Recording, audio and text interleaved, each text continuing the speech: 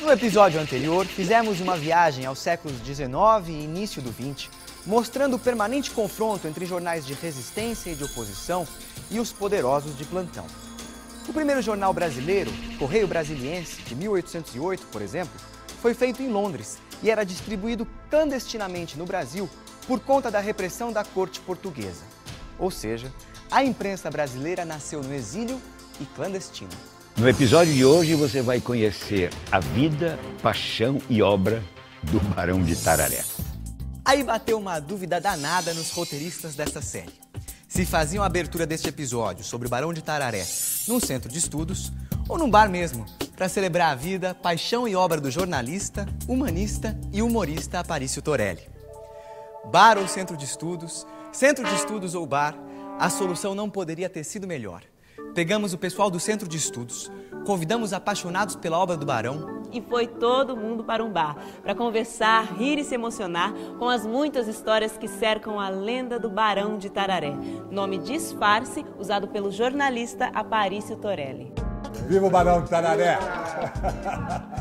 Ou, como dele disse o escritor Jorge Amado, mais que um pseudônimo, o Barão de Tararé foi um personagem vivo e atuante, uma espécie de Dom Quixote nacional, malandro, generoso e gozador, a lutar contra as mazelas e os mal-feitos.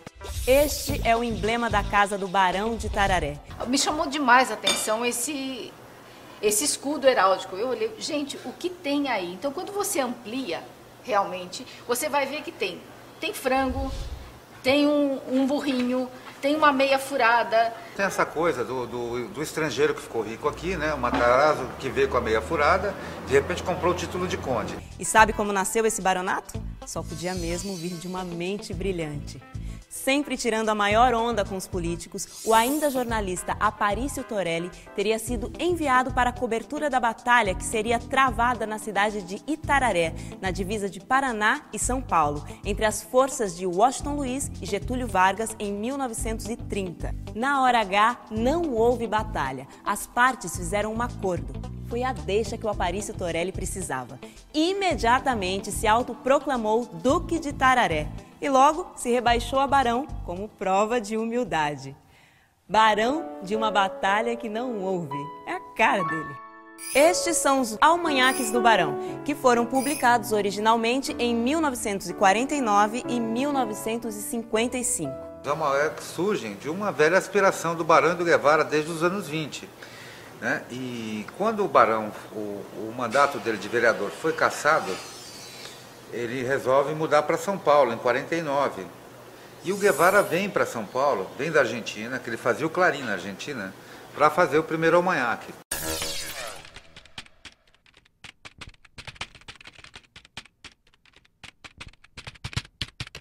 Que foi um grande sucesso de vendas. Eu percebi o seguinte, nos almanhaques, o Barão já começa, junto com o Guevara, alguns traços que são, assim, muito modernos e já aliados à publicidade, porque a publicidade começa a partir da Segunda Guerra realmente a tomar fôlego, e o Barão percebe esse nicho, entendeu? E tem algumas propagandas de biscoitos, de coisas assim, que ele aproveita muitas propagandas. Eu me lembro de várias coisas, várias peças que eles desenvolvem, então, nessa época. As agências que já existiam no Brasil, baseadas no modelo de publicidade americana, ele vai lá, pede uma página de anúncio e os caras fazem isso aqui. O carro que não faz manha. O que é hoje o carro de amanhã. Boas tardes, Barão. Se referem direto a ele. Já que não fomos perdoados nessa edição, ou seja, tiveram que comparecer, desse almanaque vamos fazer propaganda do nosso produto, o Ford Inglês. E aí começa com um texto simulando um texto do Barão, tirando um grande sarro, exagerando as qualidades, claramente exageradas, tal como era o próprio estilo do Barão. Percebeu, né? Que não é almanaque, é almanhaque, que tem a ver com o jornal que ele fundou em 1926, A Manha. Almanhaques, cheios de graça, cheios de picardia.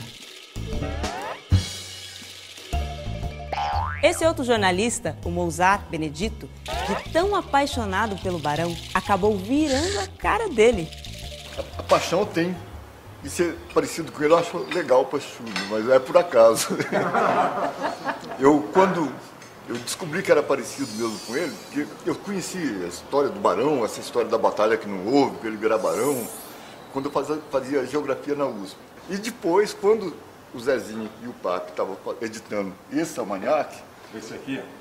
eu estava lá eu fui lá no Estudioma, onde eles estavam trabalhando. Na hora que eu fui saindo, tinha um humorista, que eu não lembro quem que era, um chargista, por sinal, entrando, na hora que eu estava saindo, na hora que ele me viu, ele parou, falou assim, você é filho do Barão?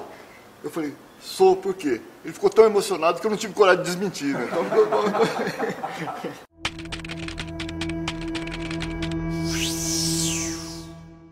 Se for realmente verdade que quem se trata com humor saberá sempre fazer um bom humor, o nosso Barão pode se considerar um campeão. Olha só a autobiografia autorizada que ele bolou. Aparicio Torelli, Barão de Tararé, o Brando, herói de 2 séculos, campeão olímpico da paz, marechal almirante e brigadeiro do ar, condicionado. Cantor lírico, andarilho da liberdade, cientista emérito, político inquieto, artista matemático, diplomata, poeta, pintor, romancista e bookmaker. Ele tem muitas outras facetas. Tem a de cientista, tem a de esotérico. Tem diversas histórias para contar até... Pode abrir o parênteses, diga, o Barão Orador. O Barão Orador teve uma ótima. Ele arrumou uma namorada lá em Porto Alegre e uma semana depois foi o aniversário da moça, né? E ele foi, estudante pobre, não tinha presente, né?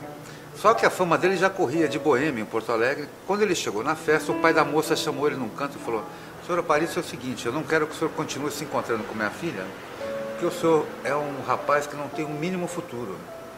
Daí ele virou para o pai da moça e falou o seguinte: o senhor está enganado, futuro eu tenho, o que eu não tenho é presente. O lado cientista do Barão, às vezes, não era muito levado a sério, porque ele incluía sempre o humor no meio também.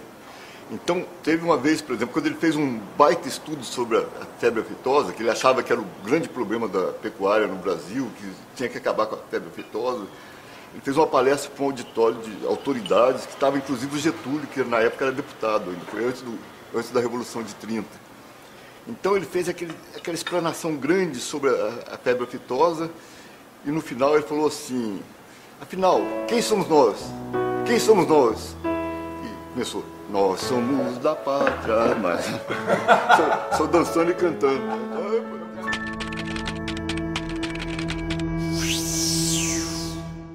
Uma marca registrada do Barão, uma verdadeira mania, era criar frases e brincar com trocadilhos que fizeram escola. Como vivia sempre sem dinheiro e sempre devendo, os bancos foram alvo fácil para ele, olha só. O banco é uma instituição que empresta dinheiro se a gente apresentar provas suficientes de que não precisa de dinheiro. Outra de banco. Devo tanto que se eu chamar alguém de meu bem, o banco toma. Vamos falar um pouco sobre a vida que o Barão levou, começando inclusive com uma frasezinha dele. O que se leva dessa vida é a vida que a gente leva. E olha, não duvido que essa frase possa ter inspirado um samba recente e de muito sucesso. Deixa a vida me levar, vida leva eu. Deixa a vida me levar, vida leva. Deixa a vida me levar, vida leva eu. Sou feliz e agradeço por tudo que Deus me deu. E como seria a certidão de nascimento do Barão? Vamos lá. Nome de batismo: Aparicio Fernando de Brinqueroff Torelli. Nascimento: 1895, na cidade de Rio Grande, na fronteira com o Uruguai. Formação: estudou interno nos Jesuítas de São Leopoldo, onde em 1909, com 14 anos, fez o seu primeiro jornal, Capim Seco, manuscrito e que teve um único exemplar. Em Porto Alegre, foi se envolvendo com o jornalismo, lançou seu primeiro livro, entrou na faculdade de medicina, não concluiu o curso e em 1925 foi tentar a vida no Rio de Janeiro. Conseguiu uma apresentação para o dono do jornal O Globo, Irineu Marinho, e perguntado sobre o que sabia fazer, inaugurou em solo carioca a sua capacidade de frasear. O Barão foi chegando na redação do Globo, e era uma casa, tinha uma escadaria e estavam os caras limpando, o Gari limpando a escada. Ele queria entrar, o cara não deixou ele entrar. E ele começou a discutir com o Gari e nisso chega o Irineu Marinho, né? Fala, não, que discussão é essa aqui na porta do meu jornal? Não, eu estou querendo entrar aqui para apresentar os meus préstimos e esse rapaz não quer me deixar entrar. Daí o Irineu Marinho, sem se apresentar, falou, mas afinal, o que o senhor sabe fazer? Ora, desde o que esse rapaz está fazendo, até dirigir esse jornal, o que não deve ser muito diferente. Daí ele já deu uma risada, o Irineu Marinho, né? Ele falou, bom, então muito bem, à tarde ou amanhã o senhor passa por aqui e me traga um texto para saber se o senhor sabe escrever realmente para trabalhar no meu jornal. Ele meteu a mão no bolso do paletó, está aqui. Isso foi de manhã. De tarde estava o texto dele já publicado na primeira página. Foi admitido. Só que pouco depois da morte de Irineu Marinho, no mesmo ano, o Barão de Itararé resolveu também sair do jornal. Imediatamente foi contratado pelo já então famoso jornalista Mário Rodrigues, pai do escritor Nelson Rodrigues, para trabalhar no jornal Amanhã. Ao sair de Amanhã, funda em 26 o seu Amanhã, jornal que cria uma nova forma de fazer humor e o acompanha por muitos anos. E ele cria um outro viés, que isso eu acho que é o mais importante. Ele cria um estilo de humor que é inusitado para o mundo inteiro, que é o besterol. Um besterol que mantém na alça de mira os políticos, as elites e quem atravessar na sua frente. Raramente voltou a ter um patrão jornalista e talvez por isso tenha cunhado a seguinte frase. Um bom jornalista é um sujeito que esvazia totalmente a cabeça para o dono do jornal encher nababescamente a barriga. Isso aí. E o primeiro número da Manhã já arrebentou. Vendeu muito. O jornal foi um sucesso e transformou-se numa referência do novo humorismo que na época tinha o Mário, Fonfon e Careta. O Barão foi, inclusive, o primeiro jornalista a utilizar a fotomontagem para debochar dos governantes de plantão e, de quebra, das elites brasileiras. A impressão é que o Barão tinha total consciência do tipo de humor que praticava. Veja a frase que ele criou sobre o senso de humor. Senso de humor é o sentimento que faz você rir daquilo que eu deixaria louco de raiva se acontecesse com você.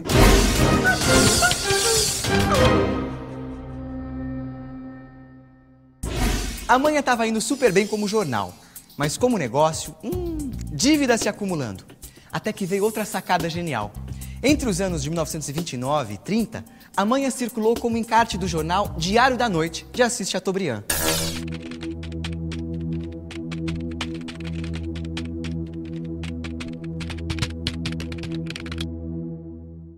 Fizeram um acordo, ele e o Chateau, né? E o Barão fez duas exigências principais para ele poder circular amanhã como encarte do Diário da Noite. Uma é que o Guevara teria que ser contratado com salário e tudo, e a segunda que a publicidade da Manhã seria toda do Barão. E aí, naquele ano, o Diário tinha um prédio no centro do Rio, e ele mandou botar uma placa da Manhã, muito maior que a placa dos diários, em cima do prédio. Sorte do jornal Diário da Noite. Com o encarte, o Diário dobrou a tiragem na primeira semana, vendendo 15 mil exemplares e chegou a atingir a marca de 125 mil exemplares vendidos. Na biografia do Chateau, que o Fernando Moraes escreveu, tem a frase, né, do Chateau, né? Eu sabia que esse filho da puta era um comunista. Aí o Barão, por conta da política, resolve se juntar ao presidente Getúlio Vargas. Fato que tinha tudo para não dar certo. E não deu mesmo. Quem nasceu para ser oposição nunca será majestade. O Barão criticou tanto o aliado Getúlio que em 1932 ele é preso por conta de seguidas estocadas em quem? No governo, lógico. Já estava o Getúlio no poder. E ele foi preso. O Barão passou 1 ano e meio na cadeia. Passou 2 meses preso no navio e depois foi levado para o presídio. Agora, no momento que ele foi preso, ele foi levado para o juiz. Lá o juiz perguntou para ele, você sabe por que está sendo preso? E por que você foi preso? Ele falou, só pode ser um cafezinho. Aí eu, como cafezinho? O juiz ficou espantado. Não, minha mãe sempre me preveniu contra os excessos de café que eu tomo. Eu estava lá no Café Belas Artes, tomando o meu 8º cafezinho, quando chegou a polícia e me prendeu. Eu falei, só pode... Minha mãe tinha razão, tá vendo? Nenhum biógrafo do Barão conseguiu apontar o número exato de vezes que ele foi preso, de tanto que ele frequentou o cárcere. Ele entrava e saía, era quase que tinha carteirinha, né? Todo mundo já conhecia o Barão, então ele entrava e saía, porque não tinha muito por que segurar o Barão preso, gente. Vamos combinar? Ele era amigo de todo mundo. Ele já tinha uma malinha pronta para ir para a cadeia, já ficava preparado em casa. Uma delas, pelo menos, ficou mais famosa e foi provocada por uma reportagem que saiu no Jornal do Povo, publicação antifascista e com forte influência comunista que o Barão havia fundado em 1934. E que durou apenas 10 dias. Foi uma série de matérias sobre a vida de João Cândido, o almirante negro que comandou a revolta dos marinheiros em 1910. O que aconteceu? Ele descobriu João Cândido velho, esquecido. João Cândido tinha liderado um acontecimento histórico no Brasil de grande importância, que foi a revolta contra a chibata, porque a Marinha guardava, ainda na República Velha, tradições do Império, que era a chibata, a escravidão, os marinheiros eram negros, sofriam terríveis coisas, e o oficialato era nobre, vamos dizer assim. A Marinha não gostou e invadiu a sede do jornal, sequestrou o Barão, que levou uma surra e teve os cabelos cortados. Virou um escândalo na sociedade carioca. Pô, como é que a Marinha vai lá e bate num sujeito desprotegido, né? Ele sabia que nenhum oficial seria punido. Teve então uma ideia que faz o caso repercutir até hoje. Ao voltar para a redação, colocou uma placa na porta da sua sala. Entre sem bater. Depois de algum tempo que a placa estava lá sem bater, ele percebeu que não estava sendo bom para o jornal dele, né, no sentido dos negócios, colocou, mas nunca sem anunciar, né? Entre sem bater, mas nunca sem anunciar.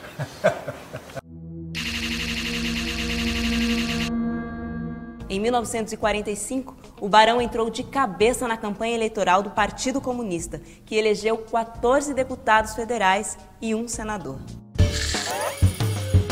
Tem também a resposta do Barão aos que o criticavam por ter mudado de ideia em relação a Getúlio Vargas.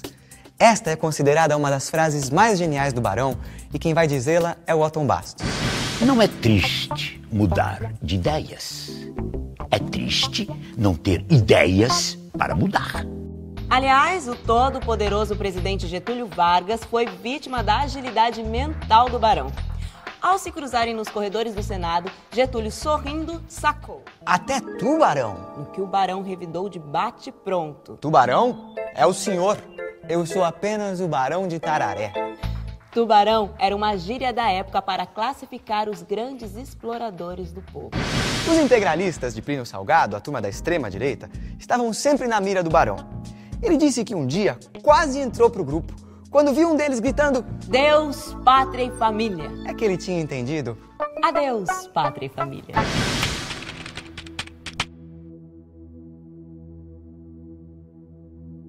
Teve um momento que a ABI, a Associação Brasileira de Imprensa, um órgão que representava a imprensa, que tinha um papel muito importante no combate à ditadura do Estado Novo, resolveu homenagear o Barão aos 25 anos, né, o jubileu de prata da carreira dele enquanto editor da Manha, enquanto jornalista. E aquilo foi um acontecimento. Dizem as lendas que aquilo precipitou o fim do Estado Novo, que já estava para cair, evidentemente, né, por razões políticas várias. Nessa homenagem, o pessoal achava que reunião como essa tinha repressão. Como não teve repressão, foi nesse momento que o Barão lançou a frase. Tem alguma coisa no ar além dos aviões de carreira. Foi nesse momento. Alguma coisa no ar além dos aviões da carreira é uma frase enigmática, porque você não sabe exatamente o que ela quer dizer. E ela serve para tudo, né? Até hoje. É verdade. Alguma coisa no ar. É verdade. No início de 1947, seria ele próprio candidato a uma cadeira na Câmara Municipal do Rio de Janeiro. A cidade vivia uma constante falta d'água e nas padarias os proprietários adicionavam água no leite, burlando a lei e prejudicando os pobres fregueses.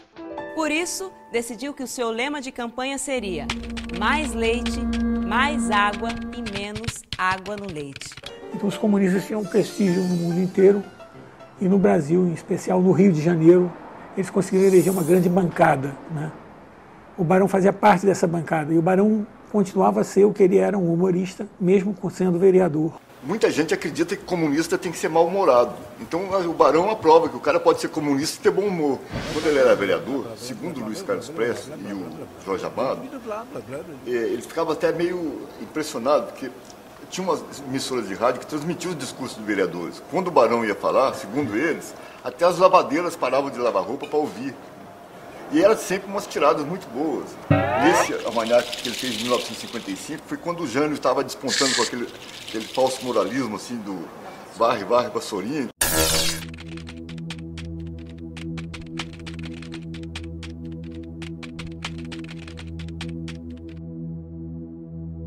Então ele tem uma charge do Jânio falando assim, varre, varre, vassourinha, varre a sujeira dos outros, mas varre também a minha.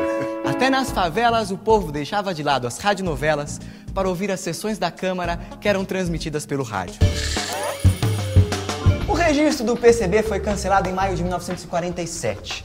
Em janeiro de 48, os parlamentares comunistas foram caçados. Ele foi caçado como vereador, teve um momento para ele fazer o último discurso, ele só falou assim, neste momento eu saio da vida pública para entrar na privada. E entrou na privada. Em 1950, A Manha volta a circular, editada em São Paulo, onde o humorista passa a viver. Em setembro de 52, o jornal deixa de circular definitivamente. Aparício morreu em 1971. Enquanto sua vida se apagava, a estrela do Barão brilhava cada vez mais como uma fecunda inspiração para as novas gerações de jornalistas e humoristas até hoje. Eu, como sócio fundador da Sociedade dos Observadores de Saci, eu considero o Saci o maior símbolo da cultura brasileira. E eu acho que o Barão é um Saci albino. É um comunicador de primeira. Barão, como nenhum outro personagem, traduz a irreverência do brasileiro. Barão é um Da Vinci do século XX, né? E é brasileiro. A gente deve valorizar porque é muito importante. Olha, celebrar a vida do Barão é celebrar a cultura brasileira. Tá certo? Tá certo. Viva o Barão do Tararé! No próximo episódio da série Resistir é Preciso, você vai saber como essa imprensa de resistência começou a brotar com uma força inesperada. E eu comecei a diagramar lá. E foi aí nós fizemos acho que 7 números aqui, 7 semanas, né? E quando faltava dinheiro para pagar os profissionais, o pessoal do Grêmio logo achava uma saída. Recebi um salário. Quem pagou o salário? José Dirceu. A bendita gráfica não tinha nenhum sinal brasileiro. Então, por exemplo, não existia o C cedilha, não existia o tio.